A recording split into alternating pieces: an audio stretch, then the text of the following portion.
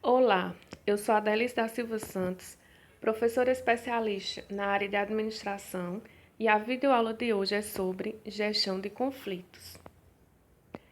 As informações aqui apresentadas são resultados de uma pesquisa bibliográfica realizada durante o meu trabalho de conclusão de curso da MBA em Liderança e Coaching na Gestão de Pessoas e, posteriormente, transformada em videoaula para as turmas nas quais leciono.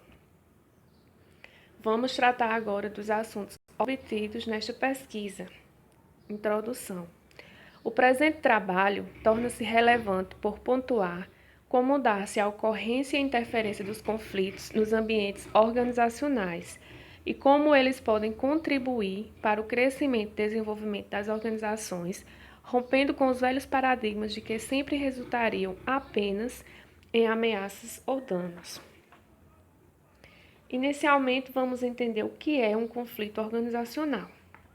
De acordo com o Chavenato 2010, um conflito organizacional ocorre quando uma das partes, seja indivíduo ou grupo, tenta alcançar seus próprios objetivos interligados com outra parte e esta interfere naquela que procura atingir os seus objetivos. Então, essas situações conflitantes podem advir do relacionamento entre duas ou mais partes, grupos ou empresas. Esse desentendimento pode ser superficial ou muito forte, pode ter duração curta ou perdurar meses e até mesmo anos, e ser relacionado ao trabalho ou ter causas pessoais. Após entendermos o que é um conflito organizacional, é relevante sabermos quais são as suas causas. De acordo com o Veidt de 2008, os conflitos podem surgir devido a vários motivos. Dentre eles, elencam-se a seguir os mais importantes: a má comunicação, ao crescimento da organização, a heterogeneidade do quadro de pessoal, da maior participação dos subordinados, das diferenças existentes entre a linha e staff, dos sistemas de remuneração, da competição por recursos limitados, da distribuição desigual do poder e de diferenças entre indivíduos. Após isso, é relevante conhecermos a história dos conflitos. Intrínseco às relações de interação que o capital humano mantém nos ambientes laborais, assim como todos os componentes que caracterizam estes cenários, os conflitos também têm passado por mudanças ao longo dos anos. Inicialmente, teve-se a abordagem tradicional, a mais antiga, ocorrida entre as décadas de 30 e 40. Nela, segundo Robbins 2010, tinham-se os conflitos como algo ruim, negativo e que implicaria em danos ou destruição à organização.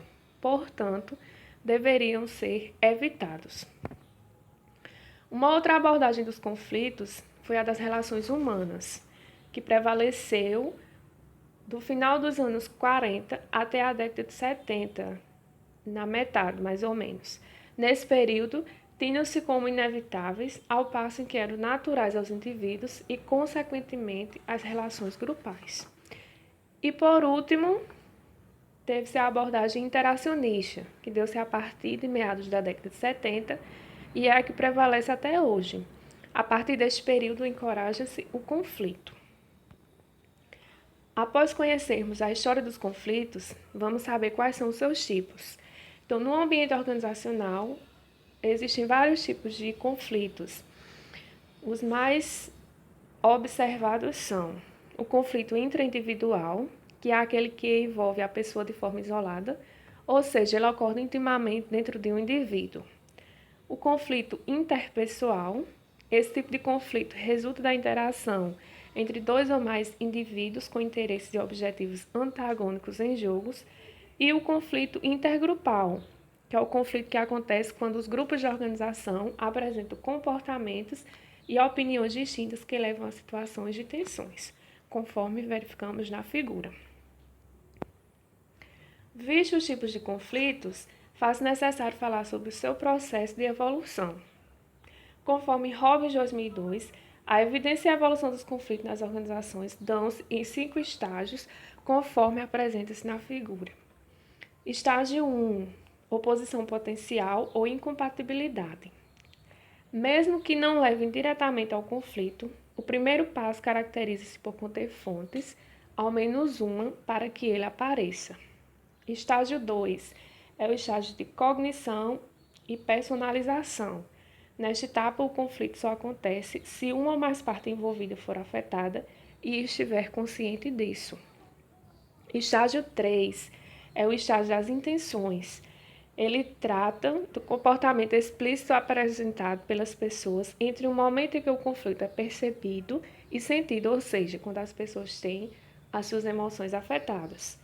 O quarto estágio é o estágio de comportamento. É nessa fase que os conflitos tornam-se visíveis a todos. E o quinto e último estágio é o das consequências.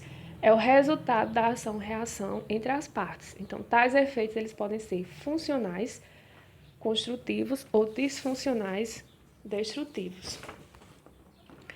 Agora veremos as condições antecedentes e fatores causadores do conflito, que na visão de Chavenato 2010 são diferenciação, que é o resultado do crescimento das empresas, recursos compartilhados ilimitados, que são os recursos que as organizações detêm para alocar entre os grupos, são escassos e limitados, e a interdependência das atividades. Um grupo depende de outro para desempenhar suas tarefas. Nesse contexto, para Berg 2012, as principais causas do conflito nos ambientes organizacionais são as mudanças. Então, para ele, essas modificações normalmente são referentes a comportamento, estrutura e tecnologias. Além disso, os choques de interesse e metas e as limitações de recursos, sejam eles financeiros ou humanos, podem ser listados também como fonte de atritos ou interesses. Vale salientar que todo conflito tem seu efeito, seja ele positivo ou negativo. Então, na visão de Chavenato 2010, os efeitos positivos dos conflitos são aumento da coesão grupal, inovação, mudança e mudança nas relações entre grupos conflitantes. Já os negativos listados por eles são frustração, perda de energia, decréscimo na comunicação e confronto. Por fim, cabe destacar que existem estilos e técnicas de gestão de conflitos. Tendo em vista que a gestão de conflitos objetiva manter níveis razoáveis de conflito, de forma a estimular os processos organizacionais, como a criatividade e a aprendizagem organizacional, elencam-se a seguir algumas técnicas para gerir os conflitos na visão de Chavenato 99. Quais são essas técnicas?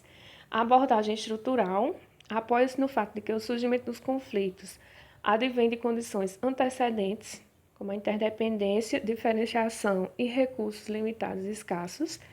A abordagem de processo busca a redução dos conflitos através da modificação do processo, por ser realizada por uma das partes do conflito, pode ser realizada por uma das partes do conflito por pessoas de fora ou uma terceira parte, que pode ser um consultor, um gerente ou um dirigente.